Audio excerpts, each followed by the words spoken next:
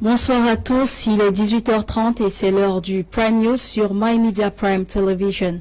Aujourd'hui, en ce 17 février 2021, dans le calendrier chrétien, c'est le mercredi des cendres, une journée qui marque le début du carême, une journée également 40 jours de jeûne pour les fidèles catholiques et même protestants avant Pâques, une journée qui est également caractérisée par l'imposition des cendres sur le front de chaque chrétien pour signifier, n'est-ce pas, la fragilité de l'homme, mais aussi de l'expérience en la miséricorde de Dieu, mais surtout aux fidèles de se souvenir, vous êtes poussière et vous retournerez poussière. Charles Kebois s'est donc rendu à la St. Gabriel Mission Station à Moncton, son reportage. Christians in the Northwest region join their peers nationwide and the world to observe Ash Wednesday that begins 40 days of imitating Jesus Christ following all aspects of his life. Marks the beginning of that period of 40 days of Lent, during which in imitation of Jesus Christ who spent 40 days in the desert to pray and ask the Holy Spirit and power to fight the evil that was around him at the time. Christians want in a similar way. At the St. Gabriel Mission Station, Tamlung, Bamenda, Christians were urged to show their faith in many ways as they begin 40 days of fasting and prayers, do charitable acts and depend on the Holy Spirit. Three main elements stand out in the spirit of Lent. It's intense prayer, it's intense fasting, and also charity, which involves giving up something so as to help someone less fortunate. The arch used on Ash Wednesday are palms used on previous Palm Sundays, used on those in attendance at Mass, blessed and the arch rubbed on their foreheads as a symbol of sin, death, repentance, and purification. The ashes we share with all other Christians who know that they symbolize repentance and who are ready to engage in that good. So it's not only for Catholics. Each individual is expected to pick what is as major input plaguing them and their surrounding and tackling them for a better community and society. Seydou Njoya, le président intérimaire de la FECAFOOT, a présidé une réunion hier mardi au siège de la FECAFOOT à Yaoundé avec pour objectif le relancement des championnats du Cameroun. Au même moment, le sénateur Albert Mbida tenait son comité exécutif provisoire au siège de la LFPC et les résolutions importantes de ces deux réunions sont évoquées dans ce reportage que signe Quentin Itapé. Si le manque de championnat a eu un impact négatif dans les prestations footballistiques des Lions à Prime durant le champ passé, la reprise des 10 championnats les 26 et 27 février 2021 est l'une des résolutions importantes prises à l'issue de la réunion présidée hier mardi par Seydou Njoya, le président de l'exécutif intérimaire de la FECAFOOT au siège de l'Institut à Tinga. En ce qui concerne la FECAFOOT, toutes les dispositions sont déjà prises pour le démarrage effectif de ces compétitions. Étaient présents à cette réunion 25 présidents des clubs sud-35, sauf qu'au moment où elle se tenait, celle du comité exécutif provisoire que dirige le sénateur Albert Mbida siégeait du côté de la Ligue du football professionnel du Cameroun au quartier Fouda.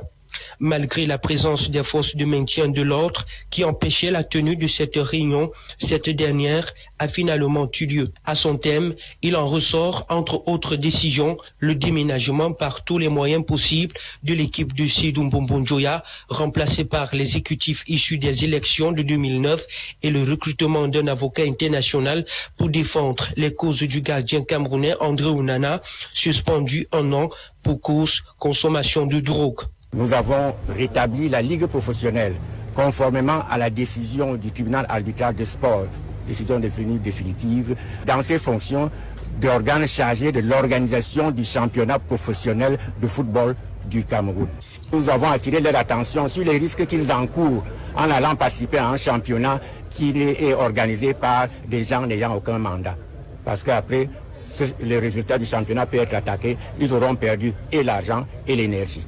Vu le dossier de la gestion de l'organisation des championnats qui porte à confusion dans 2 lettres datées du 16 février 2021 signées par la conseillère auprès du tribunal arbitral du sport, Madame Delphine Deschenaux-Rochat, demande à la FIFA de faire la lumière sur l'exécutif qui dirige réellement la FECAFOOT. Le TAS invite ainsi la Fédération internationale de football association à se prononcer au plus tard le 26 février prochain. Ces 2 correspondances viennent remettre en doute le démarrage effectif des championnats Eleto et One prévus selon l'équipe de Seydou Bombondjoya les 26 et 27 février de l'année en cours.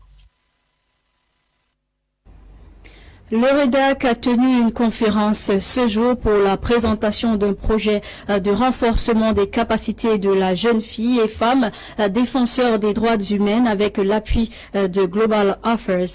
Lasha Kingsley était son reportage. The Network of Human Rights Defenders in Central Africa, REDAC, has partnered with Global Affairs Canada to strengthen the capacities of young girls and women human rights defenders in Cameroon. We need to sensitize women and girls, and we need to empower them to know their rights and also reconciliation. We need peace and reconciliation in the northwest and southwest region. We all know what happens, what is going on in the northwest and southwest regions. We all know that there's peace has been stolen for a long time ago, and so the most vulnerable are women and children. So that's why we are here to make sure that we restore peace. With women being the most vulnerable and affected of the crisis in the northwest and southwest regions of Cameroon, one of the organizers now highlights their choice of girls and women. It's much easier to reach the entire community once you touch women and girls, since women are the mother of humanity. Priorities areas of the project include increasing the level of commitment of government to include in their agendas the protection of defenders in general and women defenders in particular, increasing the awareness of all actors in the peace and reconciliation process through the engagement of girls and women, and improving the knowledge and skills of young girls and women in human rights defenders in physical protection, data and online security. Et je vous invite à suivre cet extrait de Maître Biega Bruno. Vous savez, comme nous le disons toujours, la femme est porteuse de vie. Comment ne pas, pendant les conflits, protéger celle qui donne la vie, alors que nous passons, nous les hommes, pendant les conflits, le clair de notre temps, à agresser les femmes, à les violer, à les rendre stériles, à les traumatiser. C'est pour cette raison qu'au niveau du REDAC, en partenariat avec nos amis du Canada, donc Global Affairs, nous avions réfléchi pour voir comment, pendant les conflits, nous pouvons sensibiliser les femmes, les protéger et aussi faire de ces femmes des actrices actives pour le retour de la paix, de la réconciliation et aussi, comme vous le savez, les utiliser comme des vecteurs pour essayer de prévenir les conflits.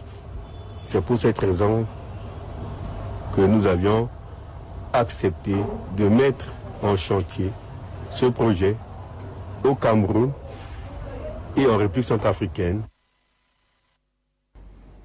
Un homme soupçonné d'avoir assassiné la déplacée interne Babette Solange au quartier Dallas dans l'arrondissement de Fumban après l'avoir abusée sexuellement puis s'est évadé a été appréhendé par la police. D'après les enquêtes, le jeune homme aurait violé, poignardé puis jeté le cadavre dans un buisson découvert plus tard par les passants qui ont alerté la police. Le suspect a été ramené sur la scène du crime afin de reconstituer les faits en présence des forces de l'ordre. Aileen Sama fait le point sur l'actualité africaine. Statement. The source of the weapons has not been identified, but the cargo was discovered during a flag verification boarding.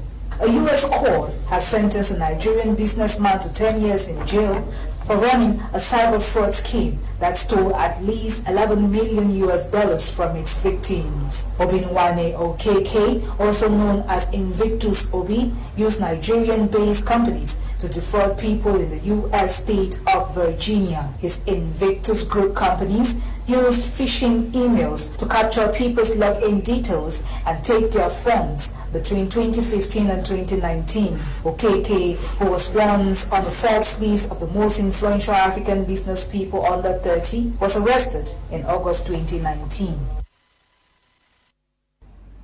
Voilà, mesdames, messieurs, pour cette édition du journal coordonnée par Lasha Kingsley. Ewane Elaine Olinga était à la production. Sur ce, bonne soirée à tous.